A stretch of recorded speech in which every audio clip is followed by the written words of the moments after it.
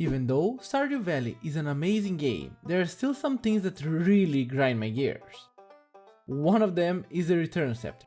As one of the most expensive items and quite an important one at that, for me there are moments when I absolutely hated it.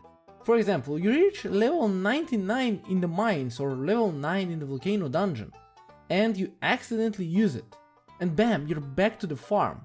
I really wish there was a prompt before using it. That way it would save me a lot of trouble. The next really annoying thing is Marnie. That's right, you heard me, Marnie.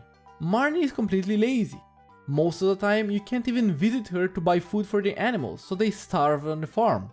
But somehow at the end of the day, you're the one to blame for Marnie's laziness. It was such a common issue that even Concerned Ape had to add a book so you could always access her store, even when she wasn't there. Now let's talk about one of the most annoying things in the game, which is the goddamn sound when you reach a new floor. You know the one. When you're going down in Skull Caverns, you hear that screech from the distance. All of the flying enemies in Stardew Valley are obnoxious, but the serpents, I hate those things. I get that their job is to kill us, the player, but damn, can I get a breather once in a while when I go down a floor? And speaking of enemies, what about the mummies? Sure, once you get the hang of it, they're easy to deal with, but in the early and mid game, they're a nightmare. They require precious bombs that could have been used to clear rocks and find a way down faster to defeat. Another little annoyance for me is the horse. You spend all that money building a stable, you finally get that sweet speed boost, and then bam, you get stuck on a bush or a fence because the horse is so thick that it can't pass through seemingly open areas. Like, why? There's clearly enough space, come on. Another villager that I really can't stand is the mayor. That lazy guy that let Pelican Town fall into ruin. Considered selling the community center to Georgia for extra cash and even pockets the taxes from the local businesses. And what does he do with all that money? He builds a golden statue of himself. By the way everyone, my goal for 10,000 subscribers is just around the corner, and you can help. Hit that subscribe button for more Stardew Valley and other gaming content as well. Join us, thrive. Now let's talk about the community center. You know how you need to complete bundles? Well, one item isn't available in year 1, the Forsaken Red Cabbage. You have to check the traveling merchant every Friday and Sunday hoping the seeds appear. If you forget just once, and she had them on that day only, you're out of luck until year 2, when Pierre finally starts selling them. Imagine preparing for a Skull Caverns run. You carefully set up your action bar, food, bombs, staircases, you're ready. Then, as you close your inventory, you don't realize a bomb is selected. You accidentally place it next to one of your chests or processing equipment and bam.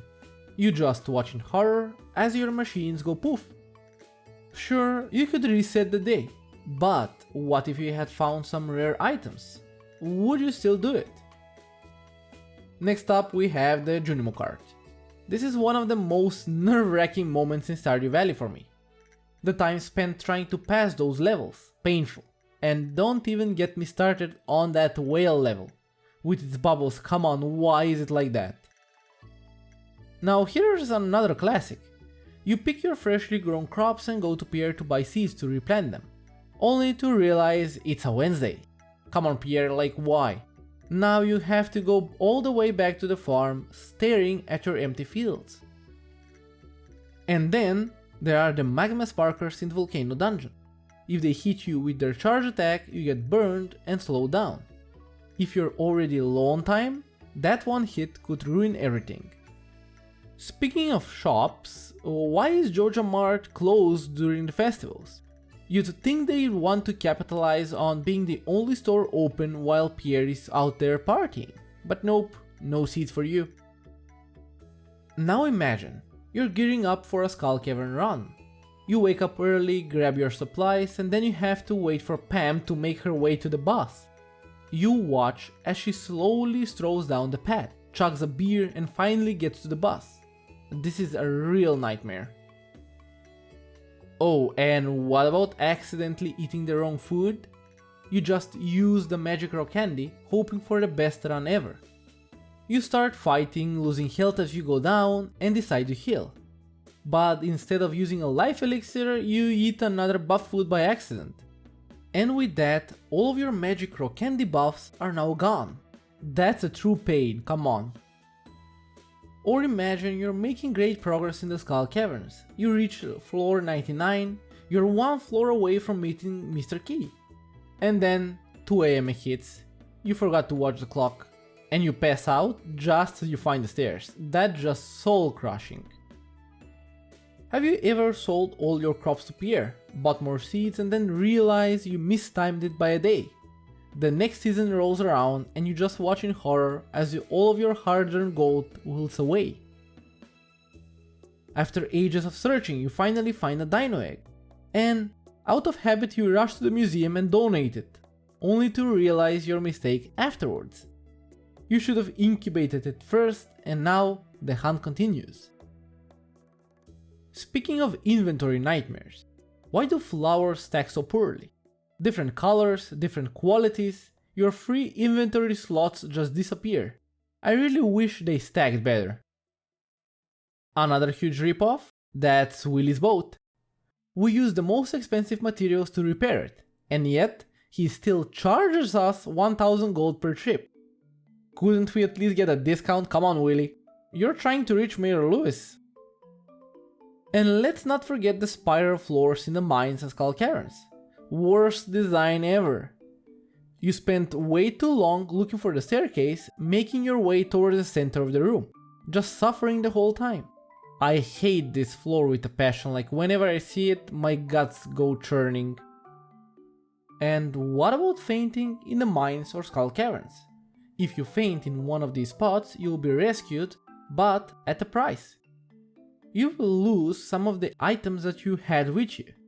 Now, in the past you couldn't return those, and if you had a prismatic shard, let's say, and you lost it, it would be gone for good. But now, luckily, you can use the Adventurers Guild services to return some of the items, but only one. At the end of the day, I still love Stardew Valley, and making this list was really fun. It took a while to find all these little things that bug me, but I was surprised by the end results. So tell me, what's the one thing that really bothers you in Stardew Valley? Also, feel free to check out some of my other videos. I have a lot of guides, playthroughs and more on the channel, so feel free to check it out. I hope you all have a great day and I will see you all in my next one. But till then, stay safe.